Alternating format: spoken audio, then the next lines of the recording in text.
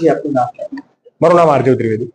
જે આપની જે મૂવી આવી રહી છે બ્લેક બર્થડે, એનું શું છે સિક્વન્સ? બ્લેક બર્થડે નામની જે ફિલ્મ આવી રહી છે એ એક સસ્પેન્સ થ્રિલર છે, મર્ડર મિસ્ટ્રી છે, જેની અંદર એક જન્મદિવસની વાત છે. એ જન્મદિવસની રાત્રે થતી એક વાત છે. એ ઘટના જે ઘટાય છે એ અંધારામાં થયેલી ઘટના છે અને એના ઉપર પ્રકાશ પાડવાનો પ્રયત્ન કર્યો છે અમે ફિલ્મની અંદર. તમને મજા આવશે. 13મી ફેબ્રુઆરીએ બ્લેક બર્થડે. કેટલા શહેરોમાં આને રિલીઝ કરવામાં આવશે? આ લગભગ ગુજરાતના બધા જ શહેરો, મોટા મોટા જે શહેર છે એમાં અમે રિલીઝ કરી રહ્યા છીએ. ઇવન બોમ્બેમાં પણ અમે આને રિલીઝ કરવા જઈ રહ્યા છીએ. આ ફિલ્મમાં તમારી ભૂમિકા? મારા કેરેક્ટરનું નામ નિખિલ છે. આ ફિલ્મની અંદર કોલેજમાં જતો એક સરળ વ્યક્તિત્વ ધરાવતો માણસ છે.